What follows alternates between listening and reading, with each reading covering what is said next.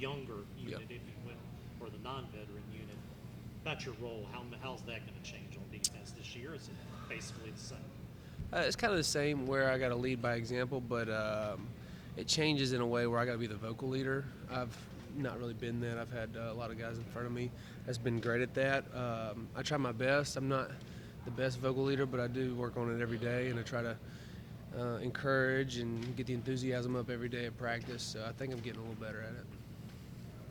Tanner, how are these linebacker positions outside of Isaiah going to be different, like with the sort of players a lot of people haven't heard of? Yeah, so you got Jamie and Chad kind of leading the front on that end, trying to help them out the best I can because I know just from playing behind them, I know how they operate and what they're supposed to do. So anything that I can do to help, like Chad or Jamie, alignments, things to look for, I do that the best I can. They're doing a great job being vocal and helping the front out, which is really where we need the leadership at. We need to get them aligned correctly, know the right calls and things like that. So that's probably the main thing that's going to be the tested for them. I know they're experienced. They've been here for a long time, both of them. So just making sure that they can take care of the guys up front is really their main job on game day. As a defense, y'all used to spend so much time preparing for Georgia Tech's offense, that triple option, both in the spring and in August. How weird has it been for y'all just getting used to prepping for a new offense? Yeah, it's weird. It's when you go from a triple option like that, you got this.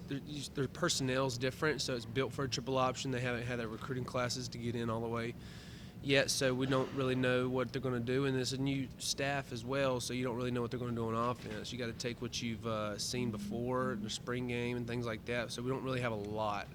It's kind of like Texas A&M is very similar preparation, just trying to figure out what they're going to do. And you don't want to chase ghosts, but it is what it is. You don't really know what they're going to do. Scouts have given some very positive reviews from the coaching staff throughout the preseason. Is he a guy that you've seen that could maybe surprise some people, be one of those guys that people outside the program don't know about? Yeah, his freshman year he came in just getting after it. He was all over the place, and he didn't redshirt, so that's a sign already how much they liked him when he first got in here. So just the injuries have put him to the sidelines, but I think he's going to be an awesome player this year as long as he stays healthy, which is always a huge battle for us along the season. It's a very long season, and we'll see. I really hope the best for him. I think he's going to be a really good player for us. I think he's really going to help lead us at that position.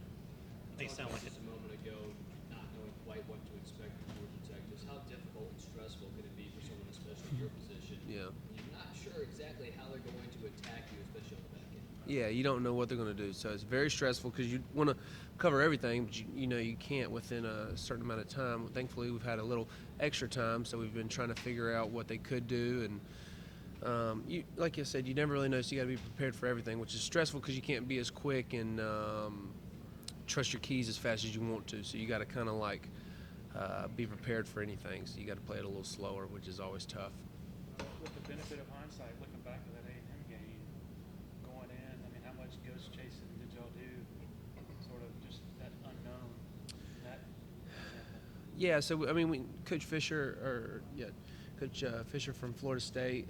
So we kind of knew from that angle, but just the whole new staff over there, you knew they were going to change things up. So you took from that, and then you took from what you see in the spring games and things like that. But nobody ever shows everything in the spring game, so you don't know.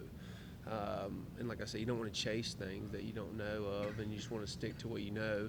But it's also hard. It's an opener. I mean, you watched the game the other night, fake punt, things like that. So you never really know with these openers. I mean, it's AC Network going to make a big this is a big deal for everything, for ESPN and the ACC and all that things. So you don't really know. You just got to prepare for the worst. Is it more stressful preparing for a new or different offense with it being a conference opponent?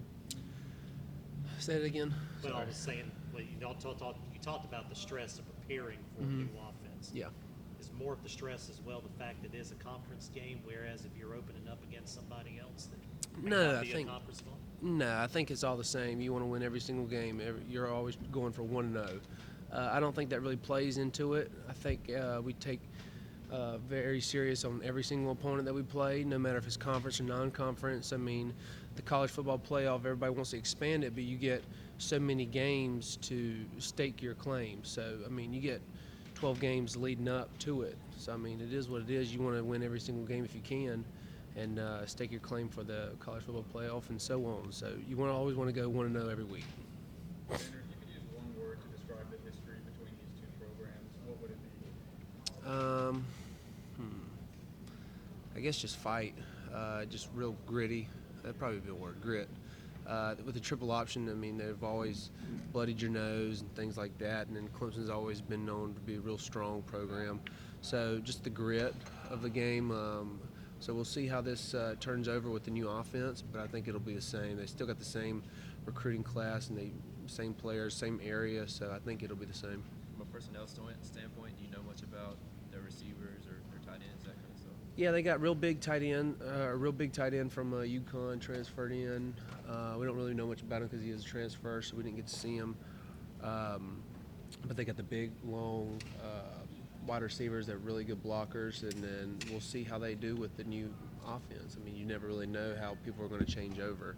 So you know their tendencies and route running from last year, but you don't know really much how they're going to build into this new system.